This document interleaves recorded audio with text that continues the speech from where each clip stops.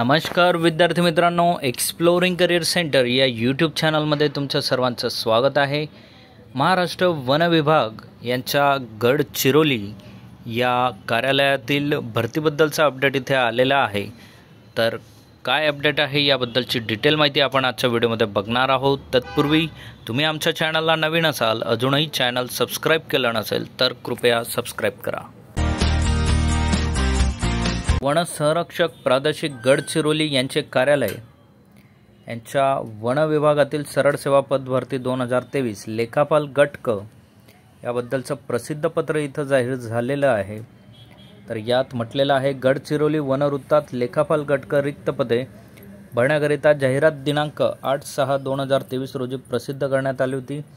सदर रिक्त पदे भरण्याकरिता प्रसिद्ध जाहिरातीनुसार दिनांक 31/7 ते 1/8 या कालावधीत ऑनलाईन परीक्षा घेण्यात आली होती।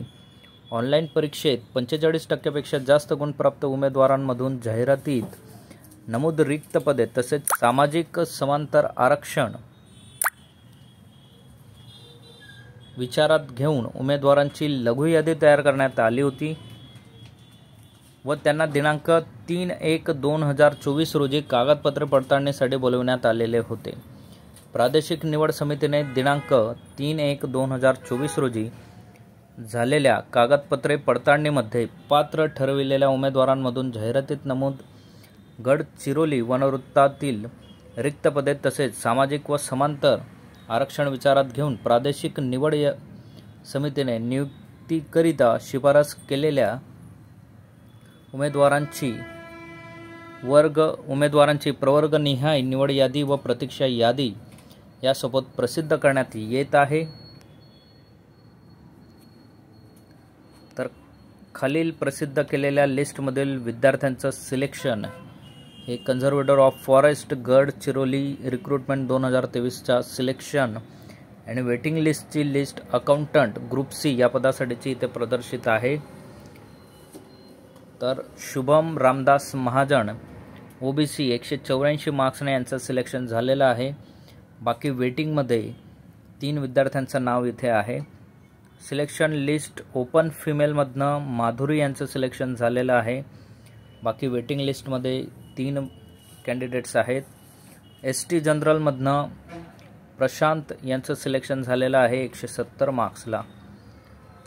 वेटिंग लिस्टमध्ये STचे 3 कॅन्डिडेट आहेत। सिलेक्शन लिस्टमध्ये ST फिमेल यांचं सिलेक्शन 152 मार्क्सवर झालेलं आहे। त्याचबरोबर VJA जनरल 180 मार्क्स झालेलं आहे।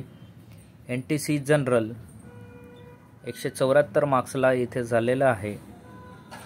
NTC जनरल 168 मार्क्सला इथे झालेलं आहे। Selection list NTD general 166 marks. Waiting list NTD general 164 मार्क्सपर्यंत वेटिंग लिस्ट आहे। Selection list OBC 180 marks. त्याचबरोबर सिलेक्शन लिस्ट PWD 158 मार्क्स।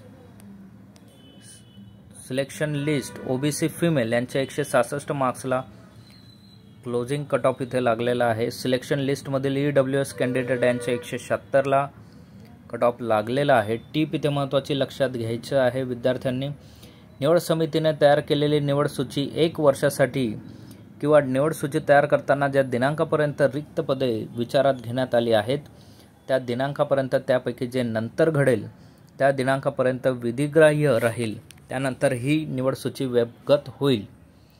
उमेदवारांची अंतिम नियुक्ती ही उमेदवारांचे वैद्यकीय तपासणी अहवाल अधीन आहे।